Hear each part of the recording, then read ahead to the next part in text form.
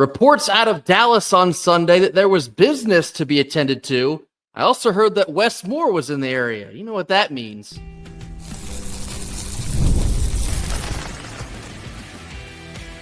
You are Locked On Wolfpack, your daily podcast on the NC State Wolfpack, part of the Locked On Podcast Network, your team every day. What's up, Wolfpack Nation? It's time to get locked in with Locked On. Thanks for making Locked On Wolfpack your first listen each and every day. We are free and available wherever you get your podcast and on YouTube, part of the Locked On Podcast Network, your team every day. Our Monday show is brought to you by FanDuel. Right now, new customers can sign up today and get $150 back in bonus bets if that first $5 bet wins. Head on over to FanDuel.com in order to get started. Happy Monday to all. As always, I'm Grayson Boone, joined by former Wolfpack defensive tackle Kenton Gibbs. Kenton, the NC State women's basketball team, took a trip down to Dallas to play SMU on Sunday. With a win, they could clinch at least a share. We'll talk more about that in a second. A share of the regular season championship in the ACC conference. The stakes were there. The urgency was there. And they came out of the gates and showed a 24-9 first quarter. Wes Moore and the ladies knew exactly what type of time it was once the ball was tipped. I mean, do you know how nasty it is to take a team out to the woodshed like that on their senior night? Tough. Oh, I'd heard reports that their senior night was a game before this. And I'm like, no way. You can have your senior night and then go out and play another home game. So this might have been strategic. This is one of those moments where Wes Moore, once again, he goes out and does what's expected of him. What a joy that is amongst NC State coaches. What a rarity that is. I'm looking at everybody except the cross-country coach and Coach Pop and Wes Moore. Hey, and the swimming coach too. Everybody else in gymnastics. Hey, the rest of y'all, come on. Come inside. It's fun inside. Everybody else, meeting expectations is great. We love you. We take care of you. I mean, everybody on this team is locked in. And here's the thing that I love the most about this team. Everybody is not in the role of the star, but everybody is starring in their role. Correct. We talked about Sanaya Rivers' stat line before we got on there. But, this young lady, she is the woman version of Draymond Green, just without the text and violence. Because, Grayson, can you read off the stat line for us? Points, rebounds, assists, steals, and blocks. This is the most perfect Sanaya Rivers stat line I've ever seen. We talked about this a lot last year, too. She had a double-double, and she had 4 points. So what does that mean? 13 rebounds and 11 assists. That is finding a way to make a difference even when you're not filling it up. And even beyond that, right? You talk about who she is in terms of, hey, she is still a really good player, even if the shot isn't falling. Well, of course, she does other things like guess who was tied for the lead in blocks in this game? Sanaya Rivers. Guess who had the most steals in this game for both teams? Sanaya Rivers with 3. So, she is a perfect example, right? She is our version of what Dennis Rodman used to be to the bad boy Pistons. You know what I mean? That is what she is, the Energizer money that's always right on the money, doing whatever she has to do. And it's not about, she's going to be a stat sheet stuffer. That's Zoe Brooks' role. Her role is, hey, we need you to do a little bit of everything and do it all well. She's not the person that's asked to fill it up at a high clip. That's Isaiah James. Hey, Lucky Lefty, we need you to go ahead and whatever's going on, we need you to find a way to score. She's not the player that's asked to come off the bench and be a live wire. Hey, as soon as you get in the game, make magic. That's Zam Jones. Everybody plays their role. And that is what makes this team so special. That is what makes Wes Moore so special, because he is able to kind of nurse and massage everybody into playing their role, and he picks players who are happy playing whatever their role is. And that's what makes me excited about this team. That's what makes me excited about Wes. This is a 24-point win on the road. And to be honest with you, I thought they kind of cruised a little bit in the second half. It probably could have gotten a lot more ugly if they truly wanted it to. SMU is also missing their leading scorer and the best player on their team. And so for NC State to come out to the start that they did, I mentioned a 24-9 first quarter. I think at one point it was like 20-4 before the last couple minutes ticked in that first quarter. I had tweeted from the Locked On Wolfpack Twitter page, it's so refreshing to see an NC State team understand the stakes and come out with that urgency from the word go. And we've come to expect that from Westmore teams each and every year. And to see them come out on Sunday knowing that with a win, they will be at least co-champions of the ACC regular season, they came out and played like it. They were the better team at every single position. They came out and played like it. They left the game with zero doubt, and this team is clicking on all cylinders right now. It looked early in this game like Isaiah James was going to go for like 50 points because she was cooking early, picked up a couple of quick fouls there in the first half, and I think she kind of eased off. But to Kenton's point, when you have Madison Hayes that can give you a double-double, she had 18 and 11. When you have Zoe Brooks scoring 19 on 9 of 12 shooting, might I add. I mean, this team is a wagon right now. They're an absolute wagon, and they're playing very high-level basketball right when you need them to.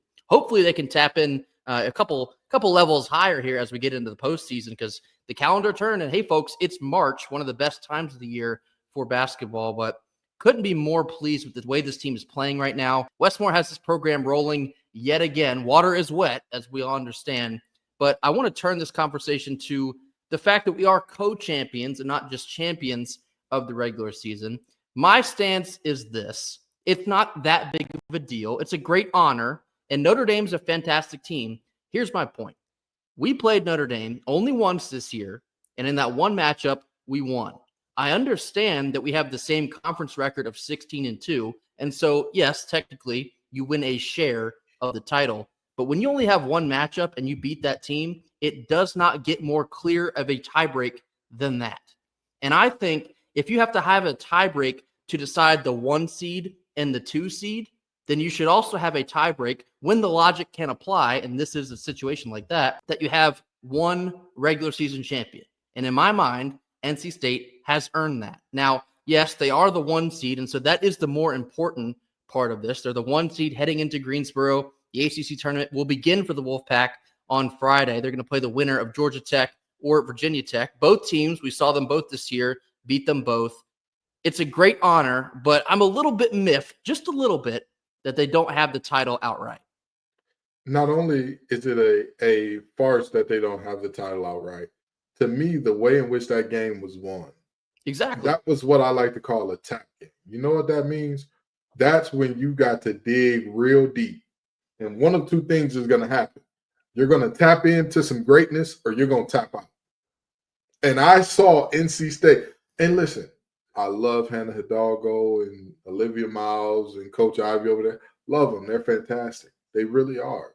Big fan of your work, Coach Ivy. By that, I mean your son, Jaden. He's playing for my Detroit Pistons. The Pistons won again. Play the song, baby. But, you know, I with all due respect, identical records, head-to-head, it's not split. I can understand if we're looking at both of these teams being 16-2 in conference, and you're looking at both of them having one loss to each other, right? Then I don't even like doing the whole, who won by more thing, because that's kind of fluky. And then, if it's 2 games and they split them, make them co-champions.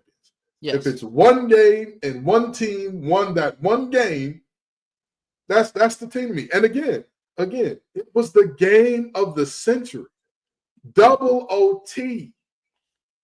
Fighting, scratching, clawing for everything. Citrone hitting the late 3. Everybody screaming, Westmore, why didn't you foul? Well, I got a terrible feeling we're going to lose now. Westmore said, shut up. We're good. We're good. We'll be okay here. We good in the rentals. You know, we good there. Which we good in the old barn, which they were.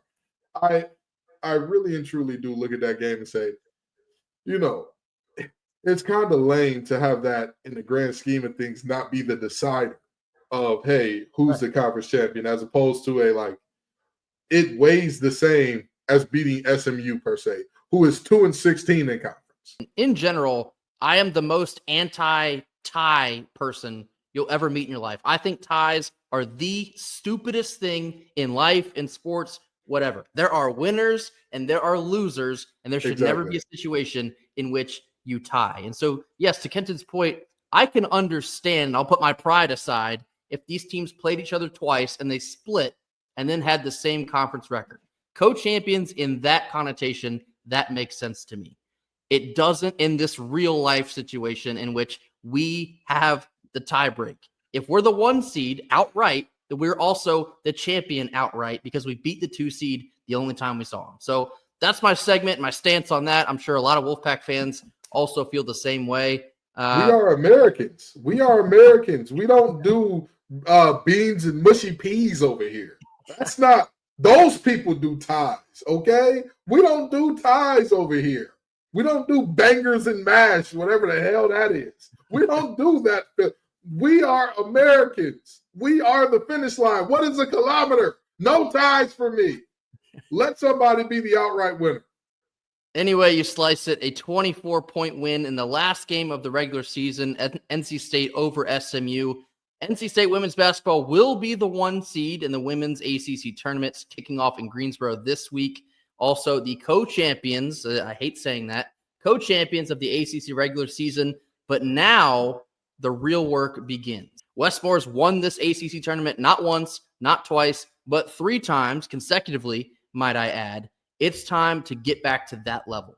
This team has the capability because they were the best team in the ACC that we saw all season long. I cannot wait to see what they accomplish this coming week. Play the winner of Georgia Tech and Virginia Tech on Friday. 3 games to win the ACC title.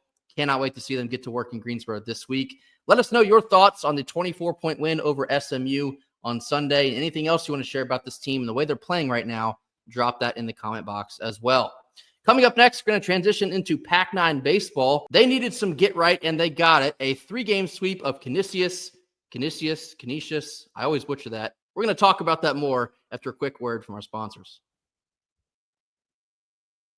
Our first Monday sponsor is Roy. Attention Wolfpack fans. Have you ever wished you could directly support your favorite NC State athletes and be a part of their journey? Now you can with the Roy app, the NIL app that puts the fans in control. Before Roy, NIL deals were often handled behind closed doors, and fans like you didn't have a clear way to directly support the players that you love. Now with Roy, you can make a real impact and feel closer to the athletes representing NC State. With Roy, you get to choose the player you want to support, decide how much you want to contribute, and get exclusive content straight from the athletes that you choose to back. The best part, if your player transfers, you get your money back guaranteed. It's a risk-free way to show your support and make your voice heard. Download the Roy app now from the App Store and start backing NC State Wolfpack athletes the way they deserve with transparency, trust, and a real impact. This is the future of college sports. Join it now by downloading Roy and supporting your favorite players. Middle portion of our Monday show, transitioning into some Pac-9 baseball talk. They had a 3-game series over the weekend against Canisius. They're from Buffalo, New York, the Golden Griffins of Canisius. This is a get-right series for NC State, and they got right. They needed to sweep. They did sweep. It got a little bit hairy on Game 2 on Saturday. I'll touch more on that in just a second, but we'll kind of go game by game here, give you the overall highlights and what you can really take moving forward for this team. So Friday, Rom-Com Dom got the start, a career-high 12 strikeouts. He went 6 innings, 1 earned run, 2 walks. I thought this was his best outing of the year. Of course, it's only his 3rd one, but although he struggled a little bit out of the gate to start the year, and again, I know it's a lower-level opponent, it felt really good to see Dom dominate a team like this. 12 strikeouts, again, career high. The stuff for Dom has never been the issue. It's keeping it in the zone. Dom really finds himself in trouble a lot when he walks too many guys, gets a little wild. He did have a hit by pitch in this game as well, and you thought that might come back to cost him. It didn't. Again, 10-2 final, but it was nice to see Rom-Com Dom return to potentially his freshman form. Absolutely. And the best thing about what we saw here today is, or what we saw here on Friday rather, is we had been hoping for a return to form for so long. And we were saying, hey, all it takes is that one moment for it to click again. And this felt like that moment. for those of you who don't know, my family has a tradition. All of our children's names start with K. So Kenton is not the only K. There are 3 more brothers and sisters, and we have 8 nephews and nieces now whose names start with Ks. Dom had a new K for all of us. Take a second and think about it. 12 of them things. You understand? Like, that is so that young man was absolutely cooking. And again, it's not just about like Grayson said, it's not just about, hey, are you coming with good stuff or not? It's, can you paint the corners? Can you deceive batters? Because to me, I think that is one of the biggest parts of getting a strikeout, right? There are guys that throw really hard and they're like, oh, well, you know, if you can't catch up to it, you can't catch up to it. There are guys who have very good off-speed stuff with a ton of movement, and they're like, we just want to miss the barrel. We're not going to get a lot of strikeouts, but we're going to miss the barrel. Those are you know, that's a definite way to do it too. But when you look at what Rom-Com Dom did in this one, he was pounding that strike zone in a meaningful way, and he was just fooling batters. He was making guys look silly out there, you know. So absolutely great showing for Dom on Friday, and this team dominated like we expected them to in game 1. And again, offensively, they did put up 10 runs, multi-hit days for Justin Crescio, Luke Nixon, Alex Sosa, who's starting to heat up now, kind of been waiting for that. He seems to be getting in a better spot. And Ty Head, freshman Ty Head, hit his first career home run, and it was a grand slam. Wolfpack take game 1, 10-2. Saturday, however, things got a little bit dicey. It was a win, a walk-off win, 12-11 over the Golden Griffins of Canisius. Heath Andrews gave you 7 innings of 1-run ball, and then the wheels kind of fell off. The bullpen gave up 8 runs after that. It was, in fact, tied 11-11 heading into the bottom of the 9th. This concerns me a little bit based on Canisius is lower level competition. And also entering the 8th inning, you had an 11-2 lead. You can't blow leads like that. Not against Canisius, not against Miami, not against Texas A&M. Does not matter. The bullpen has struggled a little bit. I will admit that now as we're getting into March here. The bullpen is worrying me just a touch. If you cannot find a way to protect a 9-run lead, regardless of who the opponent is, you might be in dangerous situations in the ACC play. Yeah, the bats are going to get better. The pitching is going to get better. Everything from your opponents is going to get better in ACC play. The ACC this year is a murderer's row. Like, this is not just some division where it's like, or it's just some conference where it's like, oh yeah, you've got 2 teams at the top that are really good. Everybody else, there are at least, I believe, 7, 8 teams that were predicted to make the NCAA tournament in baseball on the ACC this year. Yep. If not more. There are only 18 teams in the country. Now, granted, of course, Syracuse doesn't have a team. SMU, I believe SMU doesn't have a team. They don't, right? Which is weird, but yeah. Yeah, very strange. Well, it's Grace and I are talking about upwards of half of every team that competes will be in a field of the best.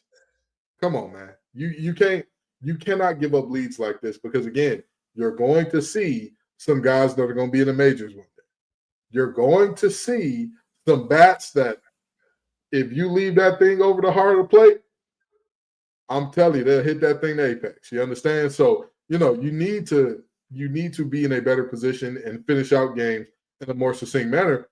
And the only part that's deeply concerning about this game and blowing this lead, the bullpen was supposed to be a strength.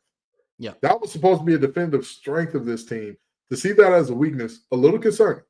Now, I'm not pushing the panic button, but it was a little, hey, what's going on here? What you got there? Just a little bit of the yips. What's happening here? Yeah, you got to be able to close the game like that out, especially against a lower level opponent. There should be no reason you're tied going into the bottom of the 9th with a team like Canisius, respectfully, or maybe actually disrespectfully. You can't have that. It doesn't matter. You cannot have that. Offensively, I told you they did score 12 runs. Chris McHugh led the charge. He was 4 for 4, 5 RBIs. And then, of course, Matt Ossenfort came in, had the pinch hit walk-off single. Pack escape in game 2 by a score of 12-11. And then on Sunday, it was a shutout, 10-0. Ryan Marone dazzled. 7 innings, 5 hits, no runs, no walks, 11 strikeouts. I tweeted from the account, Ryan Marone is one of my favorite Pack pitchers to watch. I always think he has a excellent pace on the mound, and he hammers the strike zone. He's not going to put guys on. He's really not going to get in deep counts. He will hammer you, strike one, strike two. All right, here it comes, buddy. Miss it again. See ya. Sit down.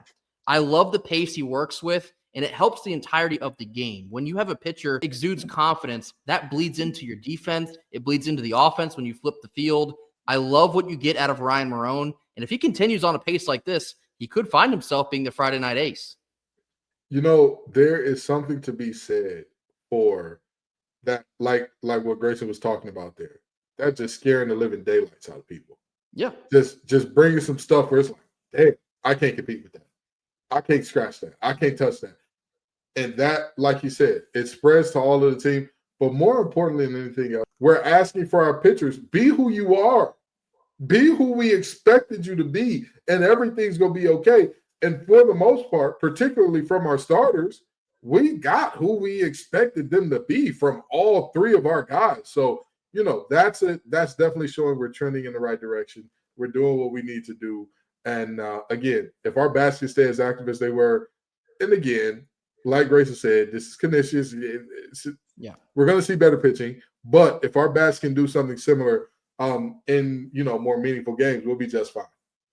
Justin Decrecio had 2 hits. Alex Sosa, like I mentioned, I think he's starting to heat up a little bit. Look out, folks. He had 2 hits. And Josh Hogue also had 2 hits. 10-0, pretty painless day on Sunday. Pack get the sweep, and they move on to a more challenging week. We play Campbell and UNCG, 2 very difficult midweeks in the grand scheme of things. We need to rid ourselves of this midweek curse, whatever it is. I thought it would be gone. I didn't think it would happen again to us this year. 0-2 so far. So 2 big midweeks before we host Wright State this coming weekend, our last non-conference series before we get into ACC play. This is a progress marker week for NC State. Show us that you started out a little bit slow, but now you're going to pick up momentum and really get into the swing of things. That's what I'm looking for this week. But nonetheless, good to see the ball go through the hoop, so to speak. This team needed some momentum. Hopefully 3 wins against Canisius will provide at least a little bit of that. Coming up next, we're going to round out our Monday show with a Monday mailbag, catching up on some of the comments we missed at the end of last week. This comes after a quick word from our sponsors. Our second Monday sponsor is FanDuel. When the game tips off, the NBA action is just getting started. There's no better place to get in on it than with FanDuel, America's #1 sportsbook. With FanDuel, you can place live bets all throughout the game, so even if you miss the opening tip-off and want to bet on a fourth quarter comeback, you can always stay in the action.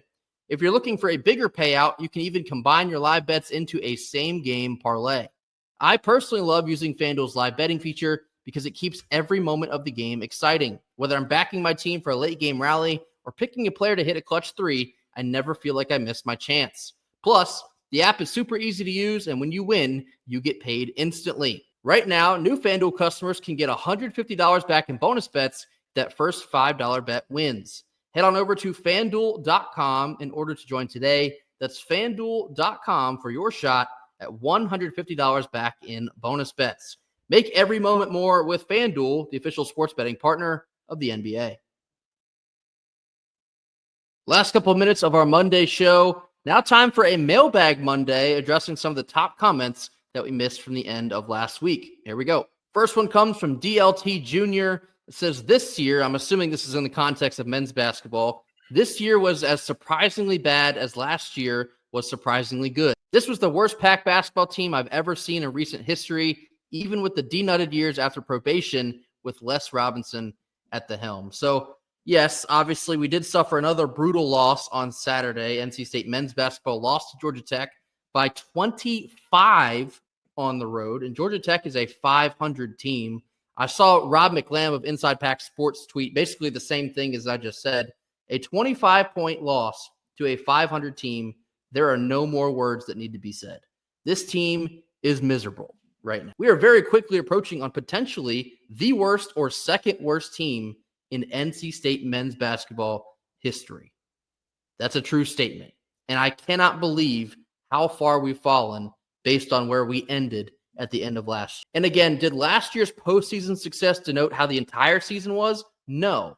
But that should have still been enough momentum that you didn't have a season like the one we're currently watching. All Keats and company had to do was be competitive this year, and he really wouldn't have gotten that much criticism. If you were on the bubble or maybe even made the tournament, had an early exit, I promise not that many people would have opened their mouth.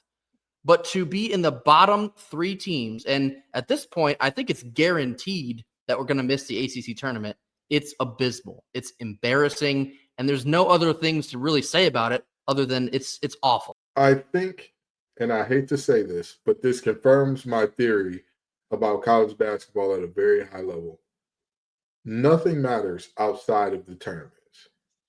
Literally, nothing else matters.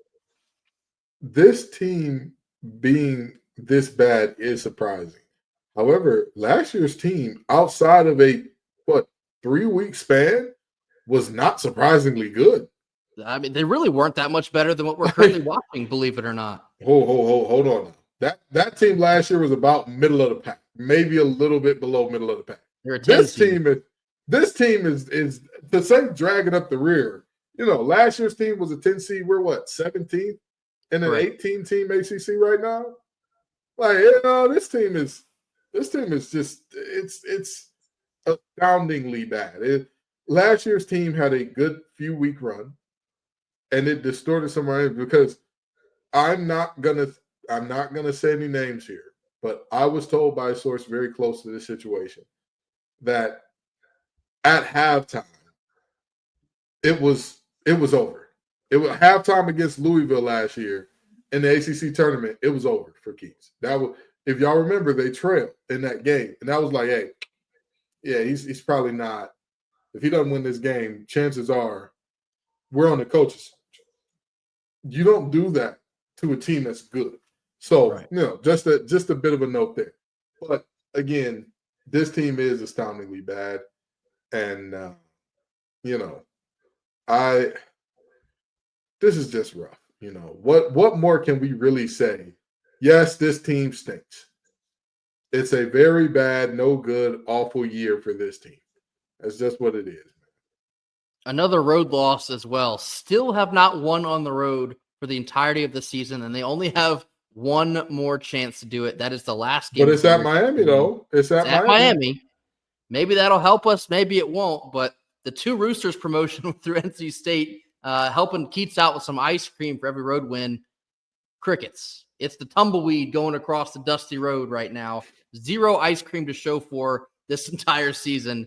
It's unfathomable to be talking about it in this light. Second one here comes from Bradley M. They say, all I hear lately is blaming NIL, this and that, instead of blaming Keith. Roster may not be perfect players, but with better coaching would be better than this. Keats has had these types of duds, type of games every year. It's on Keats. So yeah, we talked about this a little bit last week.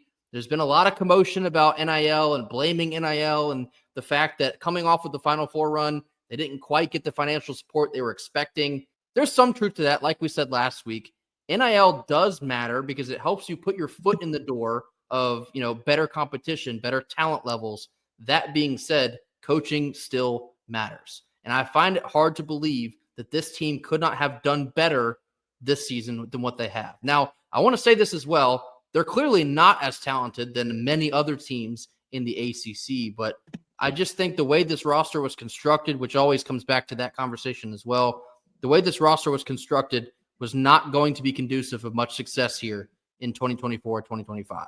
And it kind of all the way dates back to what Kent and I were saying before the season ever began.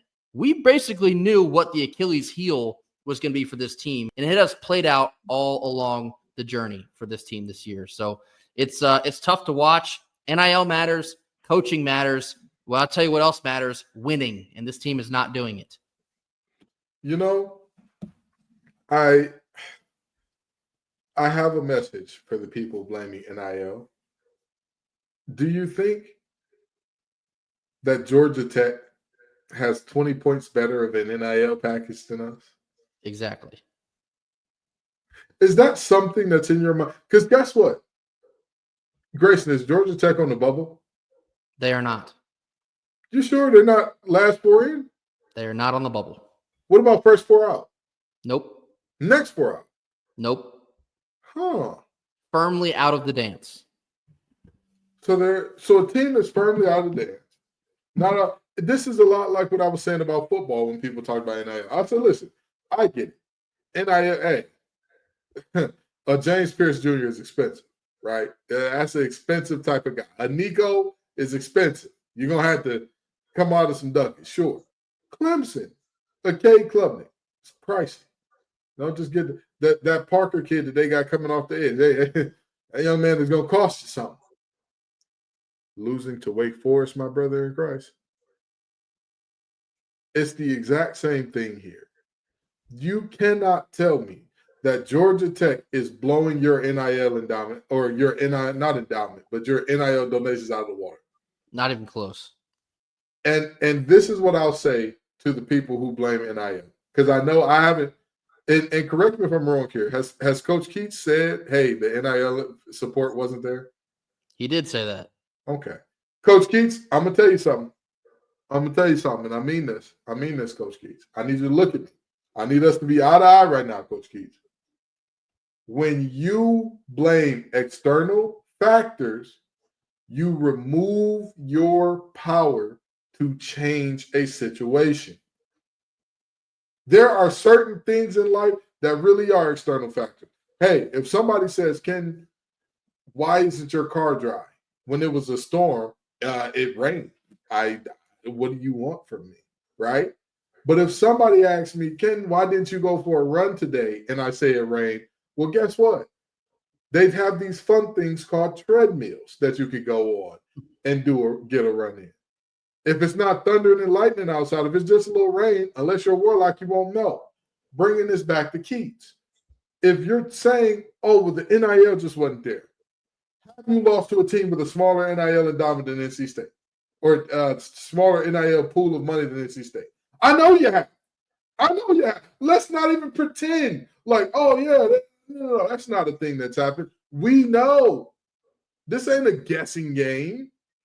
You're not going to tell me that some of these teams that you've lost to are not coming smaller checks than you.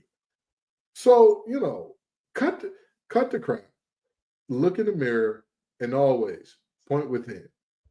Point within. And by point within, I'm sure he's got some moments where he said, I didn't have the guys ready to go and all that. It should never deviate from that. It should never deviate from, hey, the Wolfpack fans are the greatest fans in the world. I need to be better. I need to do better. I need to make sure that I have these guys ready. Because again, this ain't rocket science. This ain't a situation where we're saying, why is NC State not undefeated in men's basketball? We're not asking, why didn't you beat Texas and UConn and da-da-da? We're asking why you lost by 20 to Georgia Tech. Come on, dog. I think it's double as interesting as well, because if you're blaming NIL for this season, and the season has gone the way that we've all seen that it has, what do you think is about to happen this offseason? Do you think you're going to get more support? Because by blaming NIL and basically throwing excuses out left and right about why this team underachieved, you're turning folks off when you do that. It makes people want to contribute even less than they either currently are or have thought about doing but haven't done it yet. It makes them not want to do it at all. And I've certainly seen a lot of people completely done with Keats. They're out on men's basketball right now. And I certainly sympathize with those people. I understand where you're coming from. When you watch what we've seen this year, and then the head coach and whoever else wants to say, well, if we had more money, things would be different. If I had better players, things would be different. That makes me not want to believe that you're able to change anything going into next season, because you're not going to have better resources than you probably had this year. If you couldn't get better resources after the Final Four in an ACC title, what makes anyone think that you're going to have better resources after putting together potentially the second worst season in school history? I'll leave that right there. Last one here comes from Wolfpack NBA. It says, glad to see the women rocking, carrying the torch for the pack. The men's team has been a joke.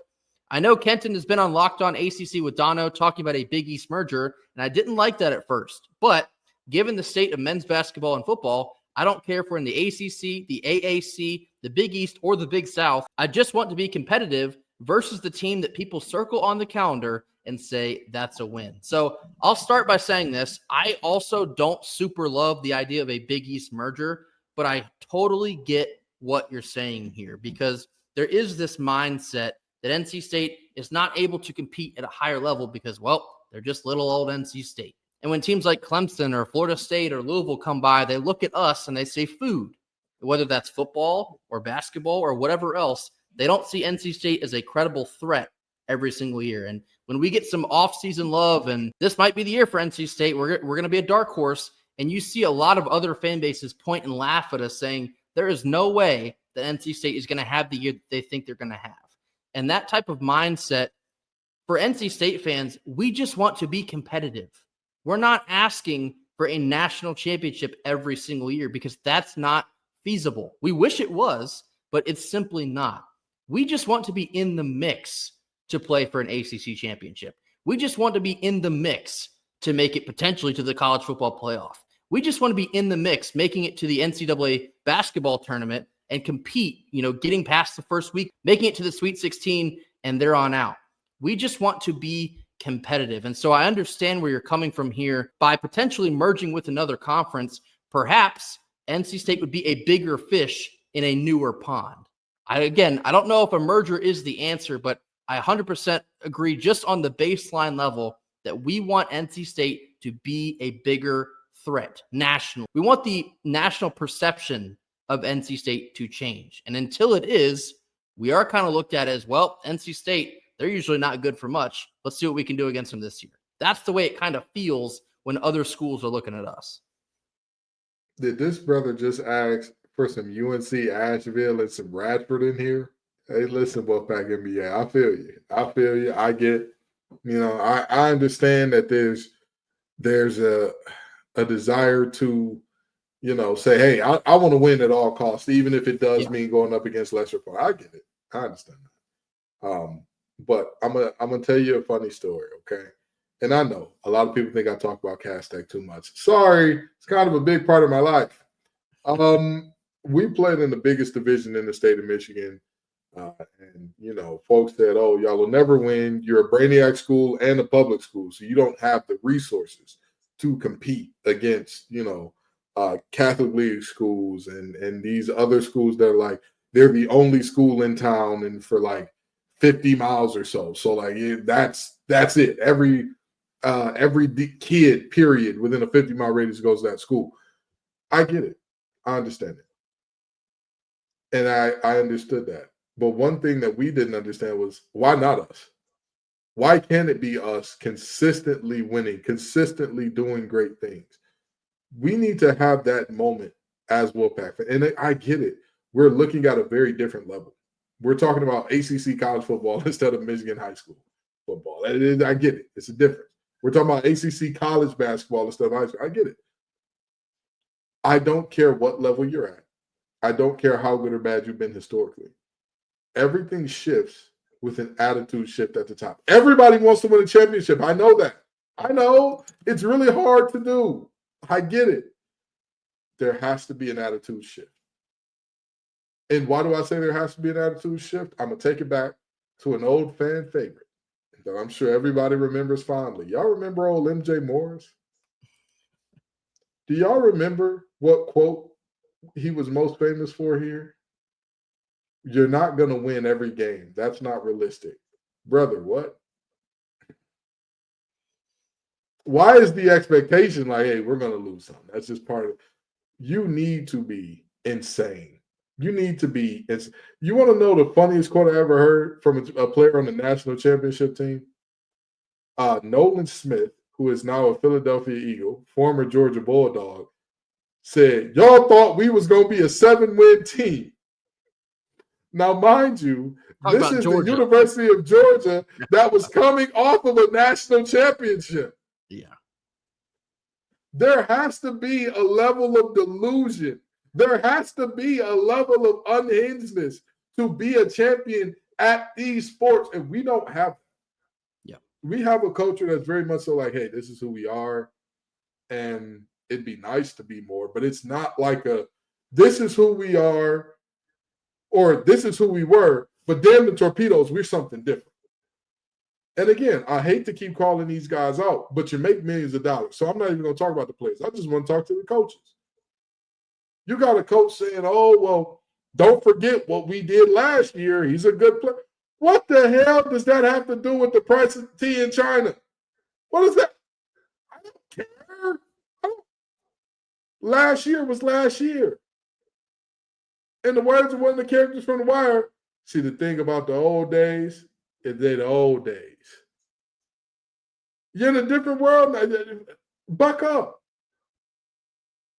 Oh, well, we've got NIL problems, and if we could get more money, again, you're taking away your power to build a champion. Yep. When NC State lost to South Carolina in the Final Four last year, did we hear Wes Moore say, hey, we can't compete with that endowment they got over there? They got multiple WNBA players giving back into that team. We just don't have that. Sorry. No. He said, I didn't have the girls. I didn't have them ready. I didn't have this team ready. Hey, we didn't play our best game. Hats off to them. They're a heck of a ball team. That's what we need around here. A change in attitude from, oh, well, we may luck into a win here and there too. Winning is the expectation. That's who we are. That's who we're but that's not who you've been. Don't give a damn. That's who we are now. That's who we are now.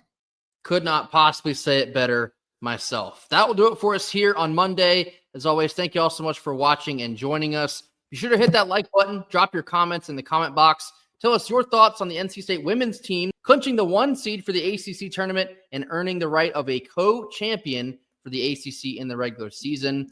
The Pac-9 swept Canisius, much needed sweep. Tell us your thoughts on that as well. And anything else you have on your mind, drop that in the comment box. Mash that subscribe button if you have not already. We'll catch you right back here tomorrow on Tuesday for more. And until then, go Pack. Go Pack.